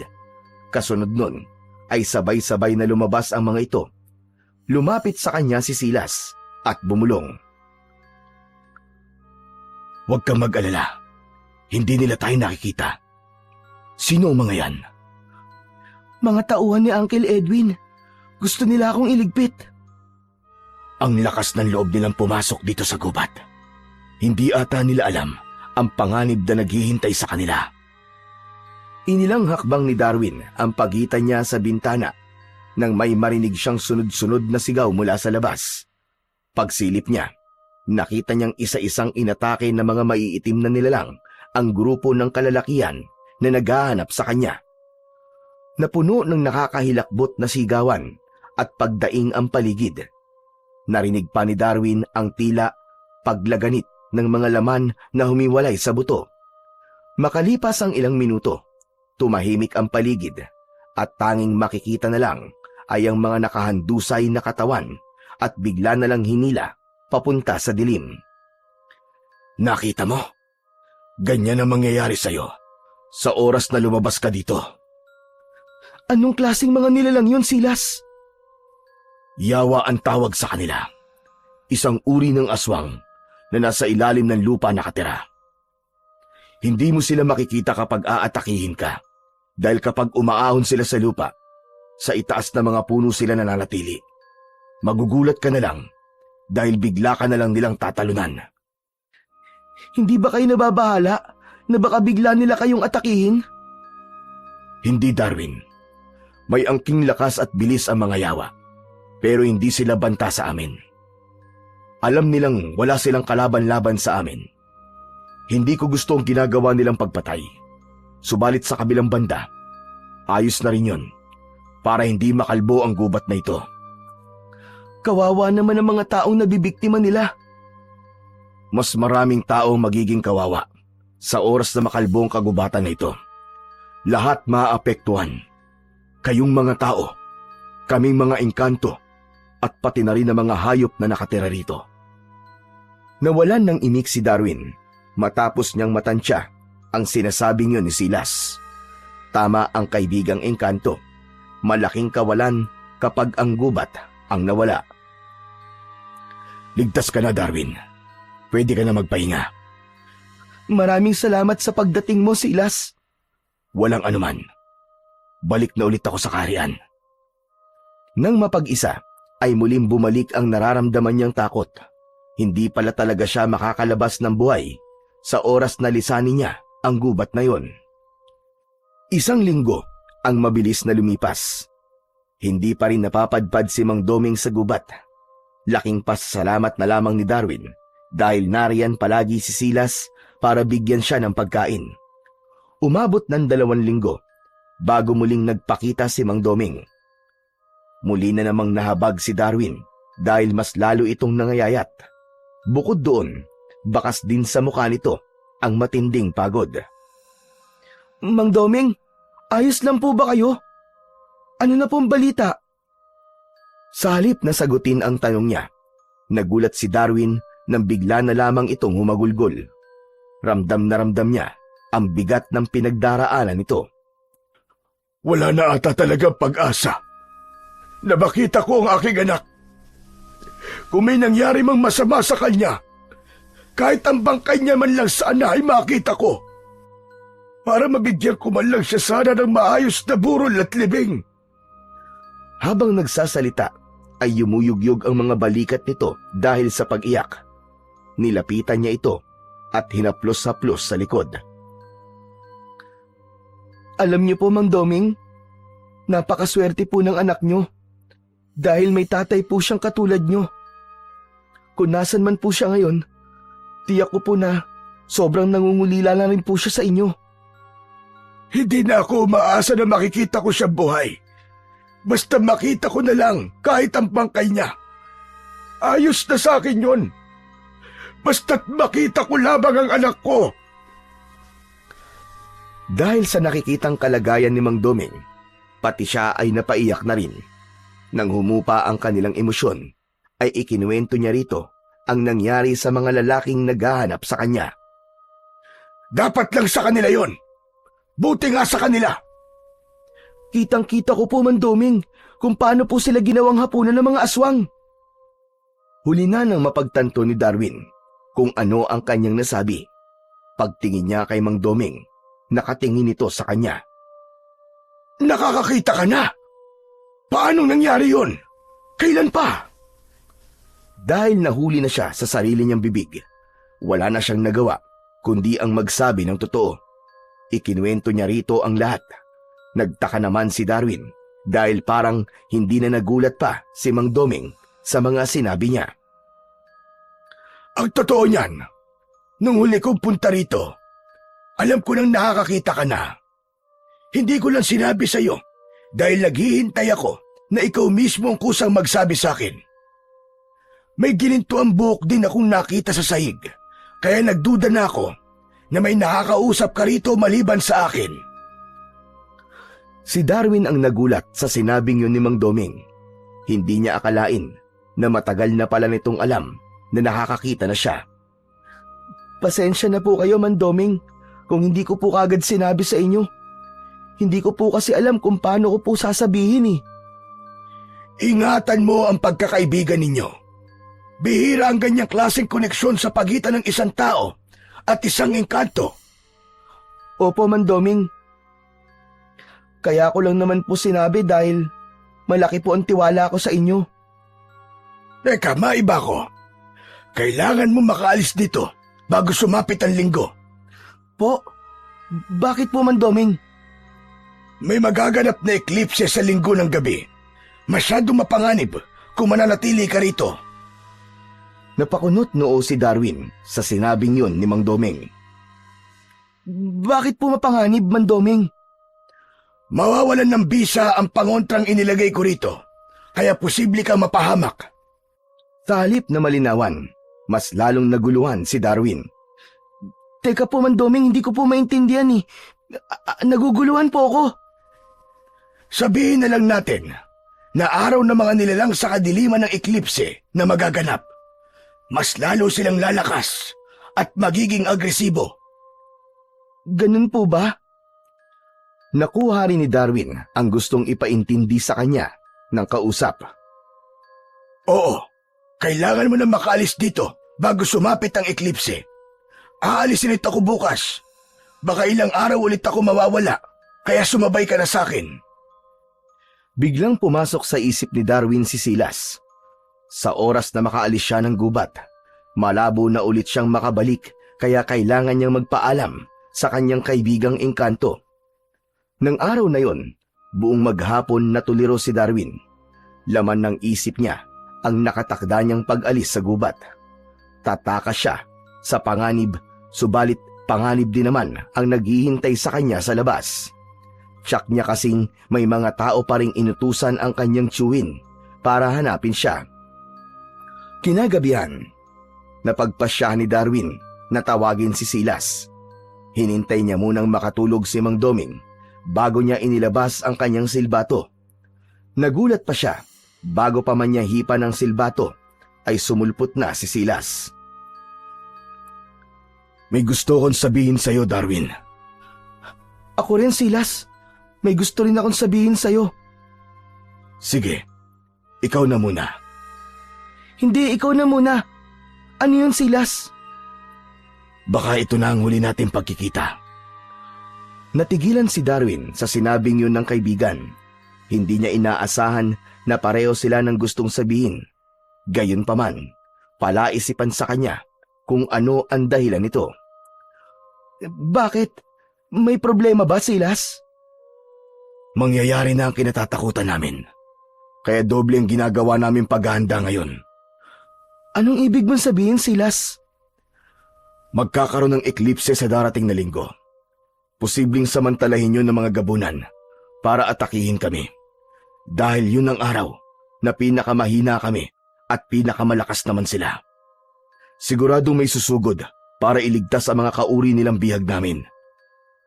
Napaawang ang bibig ni Darwin habang nakikinig sa kaibigan. Kung ganon, eklipse pala ang matagal nang tinutukoy nito na kinakatakutan umano nitong mangyari. Ibig mong sabihin, Silas? Kaya ka nagpapaalam ngayon dahil baka mabigo ka makaligtas? Ganon na nga, Darwin. Ikaw, anong sasabihin mo? May kaugnayan din sa eklipse, Silas, ang sasabihin ko. Ang sabi kasi sa akin ni Mandoming, mawawalan daw ng bisa ang pangontrang inilagay niya rito sa oras sa sumapit ang eklipse. Kaya kailangan kong umalis bago mangyari yun. Kung ganun, kaya mo rin ba ako gustong makita para magpaalam? Oo, Silas. Hindi ko kasi alam kung anong klaseng panganib ba naghihintay sa akin sa labas eh. Kaya hindi ko tiyak kung magagawa ko pang makabalik dito. May ibibigay ako sa iyo, Darwin. Sa tingin ko, mas mabuting sa iyo ito mapunta kaysa mapasakamay pa ng mga gabunan. Pagkasabi nun, ay may iniluwa itong isang maliit na bagay na hugis bilog. Kumikinang yun na parang isang brilyante. Ano to, Silas? Tanong ni Darwin nang mapasakamay niya ang bagay na yon. Hiyas o mutya ang tawag dyan. Yan ang sumisimbolo ng pagiging engkanto namin. Yan ang nagbibigay sa amin ng karagdagang lakas at kapangyarihan. Kung ganun, bakit mo to binibigay sa akin? Kailangan mo to, di ba? Katulad ng sinabi ko sa'yo, kahinaan sa amin ang hatid ng darating na eklipse. Hindi ko rin magagamit yan. Mas mabuti nang ibigay ko sa iyan kaysa mapunta sa kamay nila. Magagamit mo yan paglabas mo rito sa gubat. Bibigyan ka niyan ng kakaibang lakas para harapin ang anumang panganib na naghihintay sa'yo. Pero Silas, paano ka? Huwag mo kong intindihin. Ayos lang ako. Tanggap ko na mga posibleng mangyari. Isa talaga sa dahilan kung bakit ako nagpakita sa'yo dahil gusto kong ibigay sa iyan para kaya mong protektahan ang iyong sarili. Hindi ko kasi alam kung makakapunta pa ako sa oras na kailanganin mo ko. Gustong maiyak ni Darwin ng mga sandaling yon. Sa kabila ng lahat, kaligtasan niya pa rin ang iniisip ng kanyang kaibigan. Maraming salamat dito, Silas. Pangako, iingatan ko to. Kapag mangyari na magkita ulit tayo, ibabalik ko to sa'yo, Silas. Sapat na sa aking alam kong nasa mabuting kamay ang pinakamahalagang bagay sa akin. O paano, Darwin? Aalis na ako. Hanggang sa muli. Paalam, kaibigan. Bago pa man makasagot si Darwin, ay nawala na sa paningin niya si Silas. Buong magdamag na hindi nakatulog si Darwin ng gabing yon. Iniisip niya ang kanyang kaibigan. Sobra siyang nalulungkot dahil sa isiping yun na huli na nilang pagkikita. Bago sumikat ang araw, ay isang desisyon ang napagpasya niya. Hindi po ako sasama sa inyo ngayon, Mandoming. Ano ka mo? Ngunit bukas ng eklipse. Kung hindi ka sasama sa akin ngayon, hindi na kita mababalikan bukas. Anong nakain mo at nagbago ang isip mo? Nasa panganib po kasi ang buhay ng kaibigan ko. Hindi ko kayang umalis na lang at iwan siya. Ito bang kaibigan na tinutukoy mo ay yung kaibigan mong engkanto? Sunod-sunod na tumango si Darwin. Opo, Mandoming. Nagpunta po siya rito kagabi para magpaalam po sa akin. Baka raw po yun ang huling beses na magkikita kami. Dahil susugurin daw po sila ng mga gabunan bukas ng gabi. Tuso rin talaga mga gabunan. Alam na alam nila kung kailan mahina ang kalaban. Malabo nga manalo ang mga engkanto sa kanila dahil hindi katulad ng mga aswang. Nangihina sila kapag eklipse. Yun nga din po ang sabi sa akin ni Silas. Kaya gusto ko po sanang tumulong. Anong tulong naman na magagawa mo? Sa tingin ko po, magagamit ko po ito para makatulong. Ibinigay niya po ito sa akin dahil ayaw po niyang mapunta sa kamay ng mga aswang. Pagkasabi nun, ay ipinakita ni Darwin ang hiyas na bigay sa kanya ni Silas. Hiyas ng engkanto. Sa pagkakaalam ko, yan ang pinakamahalagang bagay sa kanila. Kung ibinigay niya sa iyan, ibig sabihin ay handa na siyang mamatay. Kaya nga po gusto kong tumulong eh. Sayang naman po ang kapangyarihan ng hiyas na ito kung hindi ko magagamit para tulungan sila. Makapangyarihan ang hiyas ng mga engkanto. Ngunit, sigurado ka bang gusto mong mapasailalim sa kapangyarihan ng hiyas na yan? Ibinigay po niya to sa akin para protektahan po ang sarili ko. Kaligtasan ko pa rin ang iniisip niya kahit nasa panganib na po ang buhay niya. Ibig sabihin, masyado kanyang pinahahalagaan bilang isang kaibigan. Sigurado ka na ba sa desisyon mong tumulong? Alam ko kung saan ang lagusan papunta sa kaharian nila. Matutunaw ang harang na yon sa darating na eklipse, kaya malayang makakapasok ang sino mang gustong makapasok. Opo, buo na po ang desisyon ko, Mandoming. Hindi ko po kayang basta na lang pong talikuran ng lahat. Kung yan ang gusto mo, wala na ako magagawa. Hindi na rin ako aalis ngayon para masamahan kita bukas pagpunta sa lagusan. Naku, maraming salamat po, Mandoming. Ano po pala ang dapat kong gawin dito sa iyas? Lulunukin ko po ba? Oo, Darwin. Dahil yun lamang ang paraan para magamit mo ang kapangyarihan nitong taglay. Nang marinig ang naging tugon na yon ni Mang Doming, ay tumuon ang tingin niya sa hawak-hawak na hiyas. Inilapit niya yon sa kanyang bibig at nagulat pa siya dahil kusa yung kumilos, papasok at tuloy-tuloy sa kanyang lalamunan. Kasunod nun, may naramdaman siyang kakaiba sa kanyang katawan. Nang makita niya ang refleksyon niya sa naroong babasaging baso, ay napansin niyang nag-iba ang kulay ng kanyang mga mata. Naging kulay asul na yon. Anong nararamdaman mo, Darwin? Hindi ko po may paliwanag, Mandoming. Pero may kakaiba po ako nararamdaman sa katawan ko. Senyales yan na kumakalat na sa katawan mo ang kapangyarihan ng hiyas. Magsasalita pa sanang muli si Darwin, subalit naudlot yon dahil may napansin siyang kakaiba pagtingin niya sa labas. Ano pong nangyayari, Mandoming? Bakit parang bigla pong dumilim sa labas? Sabay silang lumapit sa bintana para makita ng malapitan kung ano ang kasalukuyang nagaganap. Nagsisimula na ang eklipse, Darwin. Po? Akala ko po, bukas pa po ng gabi. Yun nga rin ang pagkakaalam ko. Pero mukhang mali tayo pareho. Tumingala si Darwin sa langit at nakita niyang kalahati na ng araw ang natatakpan ng mamula-mulang buwan. Naglalabasan na sila, Darwin. Ihanda mo ang sarili mo. Kahit nandito tayo sa loob, magagawa nila tayong lapitan. Inilibot ni Darwin ang paningin sa paligid. Isa-isa na ngang nagsisilabasan ang mga aswang sa gubat. Ilang sandali pa ay napapalibutan na sila. Kung gusto mo makarating tayo sa kaharian ng kaibigan mo, kailangan muna nating makaligtas sa mga yan. Nakahanda na po ako, Mandoming. Dito lang po kayo sa tabi ko. Umalis sa bintana si Darwin at nagpatiunang maglakad palabas ng kubo. Isa sa mga yawang aswang ang kagad na umatake sa kanya. Subalit bago pa man yun tuluyang makalapit, ay nakadampot na siya ng isang putol na kahoy at inihagis niya yun pasalubong dito.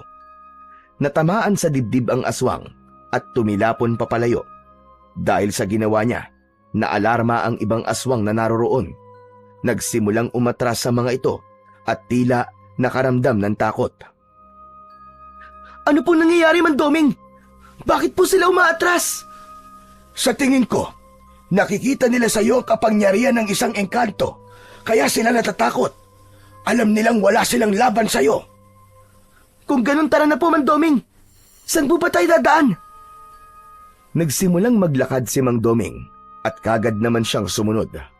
Habang naglalakad ay alerto sa paligid si Darwin. Nakasunod sa kanila ang mga aswang pero wala na ni isa ang nagtatangkang sumugod. Sa tingin ni Darwin ay hinihintay lamang ng mga ito na mahiwalay sa kanya si Mang Doming para gawing biktima. Halos isang oras din sila sumuot sa kung saan-saan bago sila nakarating sa tapat ng isang malaking puno na nagliliwanag. Nandito na tayo, Darwin. Ang punong yan ang lagusan, papunta sa kaharian ng mga engkanto. Natunaw na ang pananggang harang dahil sa eklipse, kaya nakikita na kahit na sino ang lagusan na yan. Hindi ba susunod sa loob ng lagusan na yan ang mga aswang?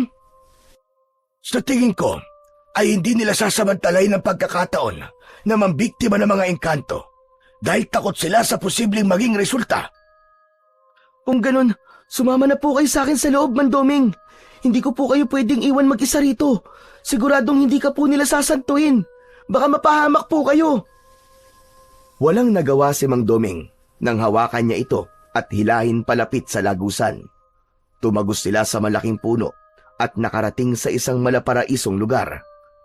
Bumungad sa kanila ang maraming engkanto na nakahilera at may kanya-kanyang bitbit na gininto ang armas.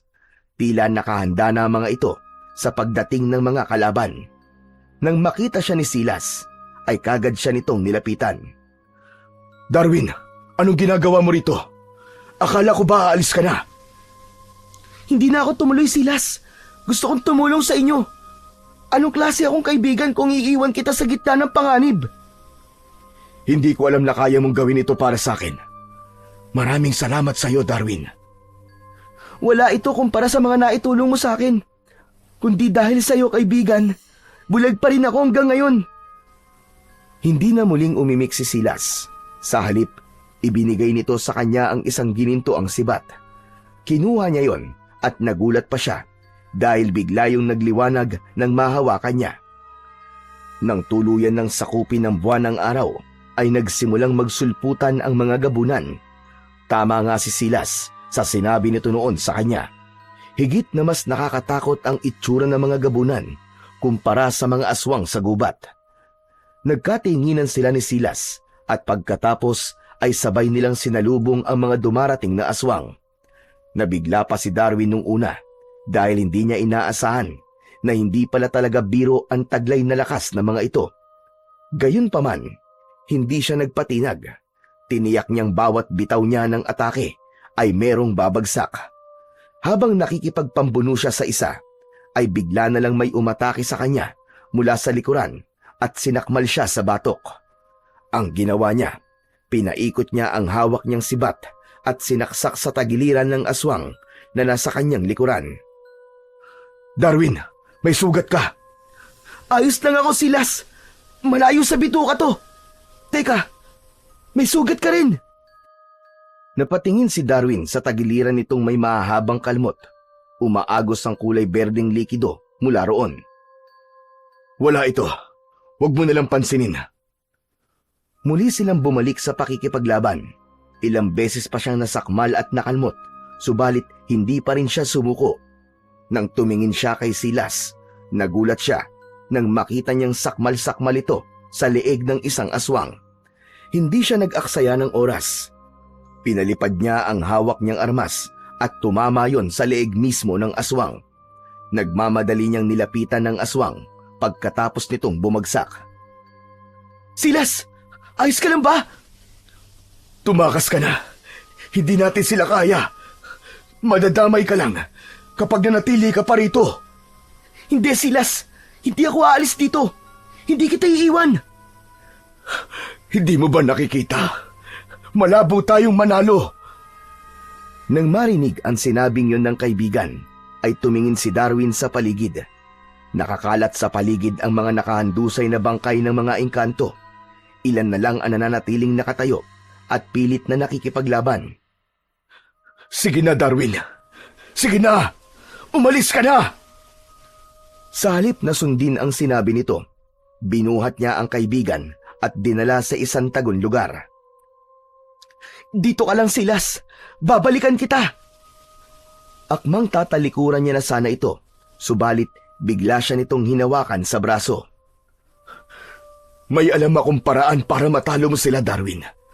Pero hindi ko yun magagawa ngayon dahil hindi ko magamit ang kapangyarihan ko. Kaya kailangan ko ng tulong mo. Ano yun, Silas? Nakahanda akong gawin. Makipag-ugnayan ka sa Iyas para tulungan kanya makontrol ang anumang bagay sa iyong paligid. Pero, paano ko yun gagawin? Wala kang ibang gagawin kung hindi andamin siya sa katawan mo. Pagkatapos nun, ang Iyas na ang kikilos para sa'yo. Sige, Silas. Gagawin ko. Dito ka lang. Hintayin mo ako makabalik. Bumalik si Darwin sa malawak na bulwagan ng kaharian, kung saan patuloy pa rin na naglalaban ang mga aswang at engkanto. Pumikit siya at sinubukan niyang gawin ang pinapagawa sa kanya ni Silas. Hinagilap niya ang diwa at presensya ng hiyas sa kanyang katawan. Makalipas lamang ang ilang minuto, naramdaman niyang may kung anong nabuhay mula sa kanya. Pagdilat niya, nakita niya mula sa refleksyon niya sa ginintuang sibat na nagkulay asul na naman ang kanyang mga mata. Ang sumunod na nangyari, gamit lamang ang isip, ay nagawa niyang pagalawin ang mga punong naroroon. Nagsilabasan ang ugat ng mga ito at pumulupot sa mga aswang. Sunod niyang kinontrol ay ang mga armas na nagkalat sa paligid. Pinalutang niya ang mga yon at sabay-sabay na pinalipad papunta sa mga gabunan. Sa isang iglap, isa-isang binawian ng buhay ang lahat ng mga aswang na naroroon. Pagkatapos ng ginawa niyang yon, ay bigla siyang bumagsak. Nang muli siyang magkamalay, ay nasa loob na siya ng isang napakagandang silid. Kagad siyang nilapitan ni Silas. Mabuti naman at gising na ang aming bayani. Hindi niya maiwasang matawa sa sinabi ni Silas. Anong sinasabi mong bayani, Silas? May bayani bang bigla na lang natutulog sa gitna ng laban? Ito naman ang natawa sa sinabi niyang yon. Sakto naman ang pagtulog mo eh. Tapos na ang laban. Biro lang. Hindi ata masyadong kinaya ng katawan mo ang kapangyarihang pinakawalan ng hiyas. Kaya ka nawalan ng malay. Ilang oras ba ako nakatulog? 3 araw, Darwin. Natigilan si Darwin sa kanyang narinig. Parang ang hirap atang paniwalaan na 3 araw siyang walang malay. Si Mang Doming, nasan siya? Tanong niya nang maalala niya ang matanda. Nagpaalam na siya nung 1 araw pa. May mahalagang bagay pa raw siyang gagawin. Siya nga pala. Ano nang nararamdaman mo? May masakit pa ba sa'yo?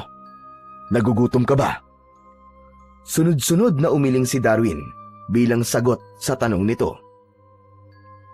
Mabuti naman kung ganon. Maraming salamat nga pala sa tulong mo, kaibigan. Kung di dahil sa'yo, baka wala na kami.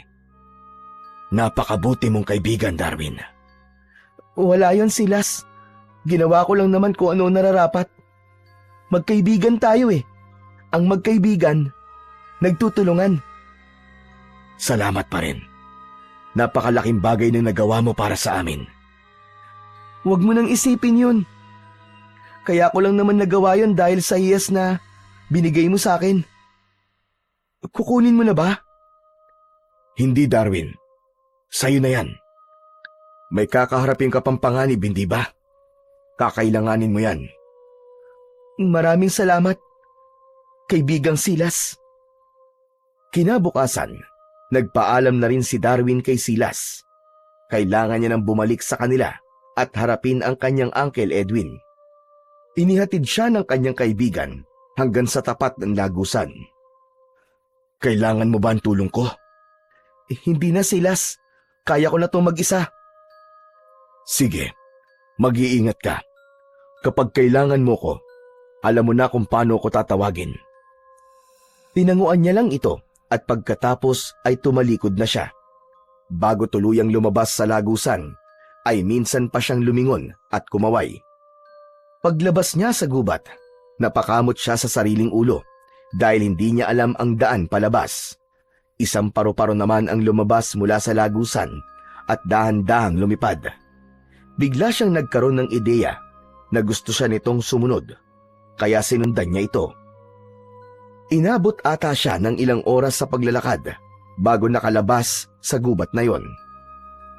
Salamat! Munting paru-paro! Nasabi niya yon habang tinitignan ang paru-paro na noon ay lumilipad na pabalik sa kanyang pinanggalingan. Naglakad pa siya ng ilang minuto bago nakarating sa mataong lugar. Lumapit siya sa nakita niyang tricycle at nakiusap sa driver na ihatid siya sa kanilang asyenda. Dahil wala siyang dalang pera, ang suot niyang relo na bigay ng kanyang lola ang ipinambayad niya. Pagdating sa kanyang destinasyon, may ipinakiusap muna siya sa driver bago siya bumaba. Pagpasok niya sa mansyon, una niyang hinanap ang kanyang lola Amelia. Nang hindi niya ito makita sa sarili nitong silid, ay nagpunta siya sa silid niya. Doon, nakita niya itong nakaupo sa kama habang yakap-yakap ang kanyang litrato. Lola? Lumingon ito sa kanya at gano'n na lamang ang tuwa nito nang makita siya. Darwin! Darwin, apo ko! Hindi na niya hinintay na tumayo ito. Siya na mismo ang lumapit para yumakap. Salamat sa Diyos! Salamat at ligtas ka, apo! Akala ko ay kung ano na nangyari sa'yo. Pasensya na po kung ngayon lang po ako nakabalik, Lola. Ano pa nangyari sa'yo, apo? Sinaktan ka ba nila? Anong ginawa nila sa'yo? Lola, may dapat ka pong malaman. Si Uncle Edwin po, siya po nagpadukot sa akin. Inamin niya rin sa akin na may inutusan po siya para banggain ang sinasakyan namin noon. Hindi siya katulad ng inaakala natin, Lola. Masama siyang tao. Hindi na nagawang tapusin pa ni Darwin ang iba niyang sasabihin dahil biglang dumating ang kanyang tiyuhin. Magaling, magaling, magaling. At nagawa mo pa talagang magsumbong, ha?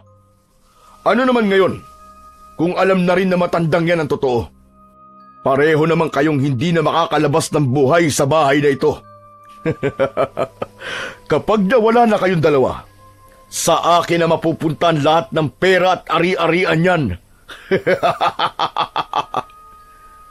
Pagkasabi nun, ay naglabas ng baril ang tiyuhin at itinutok yon sa kanila. Bigla siyang niyakap ng kanyang lola dahil doon. Wag mong gawin ito, Edwin. Hindi kita pinalaking ganyan. Minahal kita at inaruga kahit hindi kita tunay na anak. Ano ba ang gusto mong patunayan at umabot ka sa ganito? Kayo na rin ang nagsabi na hindi niyo ako tunay na anak. Sa tingin niyo ba, may maiiwan sa akin kapag nawala kayo? Wala, hindi ba? Dahil ampun lang ako. Hindi totoo yan, Edwin. Matagal nang nakaayos sa mga papeles at hinati ko ang lahat sa inyong dalawa ni Darwin. Ginawa ko yon dahil ayaw kong isipin mo na may mas pinapaboran ako. Huwag mo nang bilugin ang ulo ko, tanda. Dahil huli na ang lahat. Napatingin ang Chewie niya sa labas nang may dumating na mga pulis. Ibaba mo na ang baril na yan, Edwin. Akuin mo mga kasalanan mo at sumuko ka na sa mga pulis. Huwag mo nang dagdagan pa ang mga nagawa mo. Hindi. Ayoko. Hindi ako papayag na makulong. Magsasama-sama na lang tayo sa impyerno! Kinalabit ng Chewie niya ang hawak na baril, pero nagawa niya itong kontrolin kung kaya't hindi yun pumutok. Galit na itinapon nito ang baril at lumapit sa kanila at bigla siyang sinakal. Nilapitan ito ng kanyang lola at sinimulang awatin, subalit itinulak lang nito ang matanda at nauntog sa dingding. Nang makita niya yon, ay nabuhay ang galit sa kanyang dibdib. Hinawakan niya ang magkabilaan nitong kamay na nakadiin sa kanyang leeg at buong lakas na inalis. Halatang nagulat ito sa lakas niyang taglay dahil nanlaki ang mga mata nito. Pagkatapos niyang makawala sa pagkakasakal nito, ay binigyan niya ito ng isang malakas na sipa sa pagitan ng mga hita. Napaluhod ito ng dahil sa labis na sakit. Hindi pa siya nakontento. Inundayan niya ito ng suntok sa kanan nitong pisngi, kung kaya't tuluyan na itong bumagsak sa sahig. Kriminal ka! Pagbabayaran mong ginawa mong pagpatay sa mga magulang ko! Pagkasabi nun, ay pinaibabawan niya ang chewin at pinagsusuntok sa magkabila ang pisngi. Tumigil lamang siya nang pigilan siya ng kanyang nagising na rin na lola. Tama na, apo! Tama na! Hayaan mo sa kulungan niya pagbayaran ng mga ginawa niya! Pumasok ang mga pulis at kagad na pinusasan ang kanyang tsuhin. Ano nga palang nangyari? Bakit nakakakita ka na, apo? Tanong sa kanya ng kanyang lola nang silang dalawa na lamang ang nasa kwarto. Naku, mahabang kwento po, lola. Saka ko na lang po sasabihin sa inyo. Kahit wag mo nang sabihin na po, hindi na mahalaga yon. Ang importante ay nakabalik ka nang walang masamang nangyari sa'yo. Sobra ako nag-alala, apo. Ang buong akala ko ay hindi na ulit tayo magkikita. Huwag po kayo mag-alala, lola. Hindi na po ulit ako mawawala. Makalipas ang ilang araw, isang hindi inaasahang bisita ang bumisita sa kanilang asyenda. Ang naturang bisita ay walang iba kung hindi si Mang Doming. Pasok po kayo, Mang Doming. Buti naman po at naisipan niyo po magpunta rito. Hindi ko po kasi alam kung saan po kayo hahanapin eh. Napadaan lang ako rito para kumustahin ka, Darwin. Ayos na ayos po ako, Mang Doming. Nakakulong na po ngayon si Uncle Edwin. Kayo po, kumusta? Hindi niyo pa rin po ba nahahanap ang anak niyo? Sunod-sunod na umiling si Mang Doming.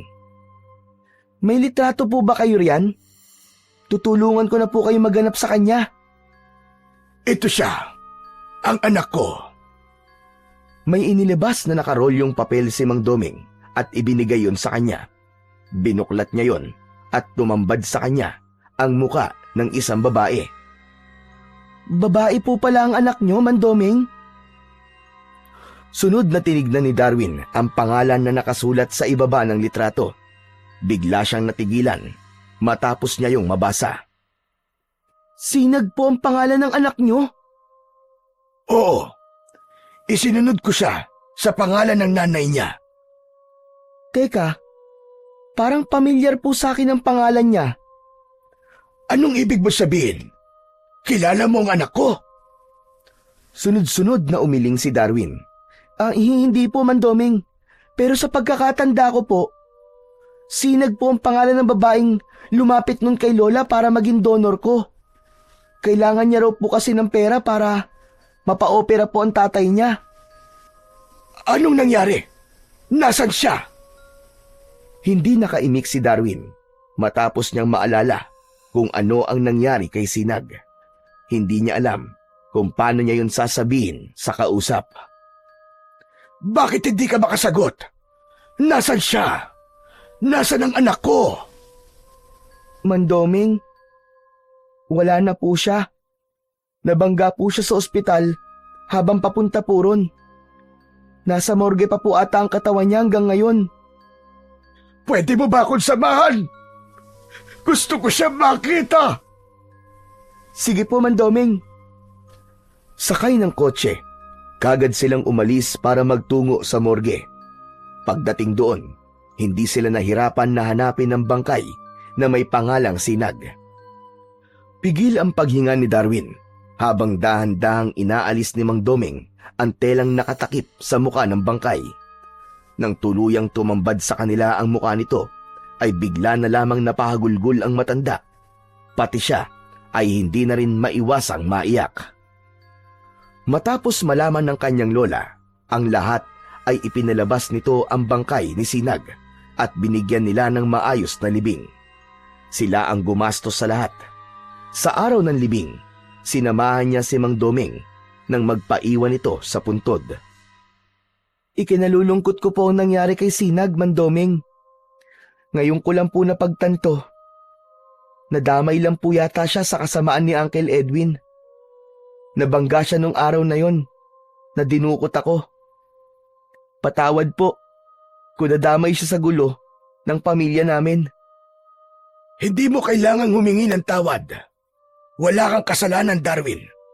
Mang Doming, nabanggit ko po sa inyo na kaya siya lumapit kay Lola dahil kailangan niya ng pera para mapa-opera ang tatay niya. Sa tingin ko po, yung bukol niyo po sa leeg ang gusto niyang paalis. Matagal ko na sinasabi sa kanya na hindi ko kailangan ng operasyon. Pero paulit-ulit niya pa rin sinasabi na gagawa siya ng paraan para mapa-opera ako.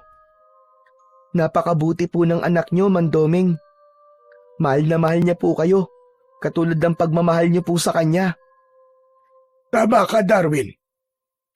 Ngunit ngayong wala na siya, wala na ring dahilan para ako'y mabuhay. Huwag niyo pong sabihin yan. Sigurado po ako magagalit siya sa inyo kapag may ginawa po kayong hindi maganda. Wala po siyang ibang gusto kung hindi ang humaba pa ang buhay ng tatay niya.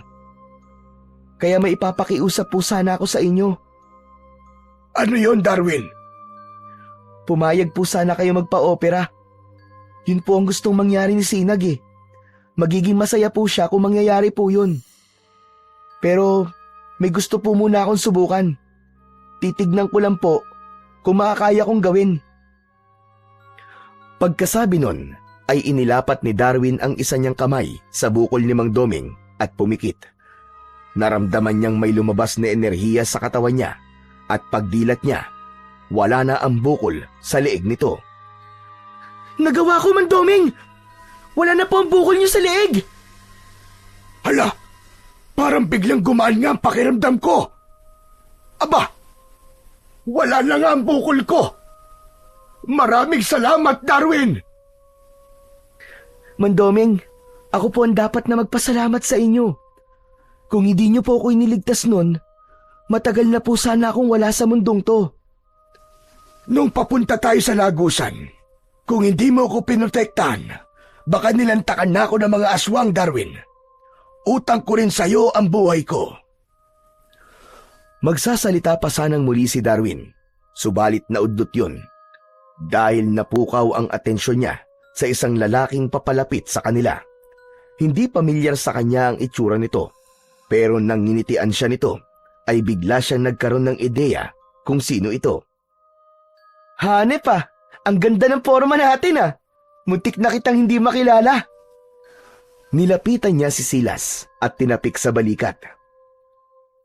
Hinihintay kong tawagin mo ko, pero abala ka yata, kaya ako na ang kusang pumunta. Pagkasabi nun, ay tumingin ito kay Mang Doming. Magandang araw po sa inyo, Mang Doming. Nagkita ulit tayo. Magandang araw din sa'yo, Silas. Mandoming, dito lang po kami sa may puno ah. Sige lang, mag-usap lang kayo. Huwag niyo kong intindihin. Niyaya ni Darwin si Silas sa ilalim ng isang puno at doon sila nagkwentuhan. Habang nag-uusap, ay biglang pumasok sa isip niya ang lahat ng mga nangyari. Hindi naging madali ang lahat. Gayunpaman, napagtagumpayan naman niyang malampasan yon. Pero alam niya sa kanyang sarili na hindi niya magagawang malampasan ang lahat kung wala ang tulong ni Mang Doming at ng kaibigan niyang engkantong si Silas. At habang siya ay nabubuhay, hinding-hindi niya ito malilimutan.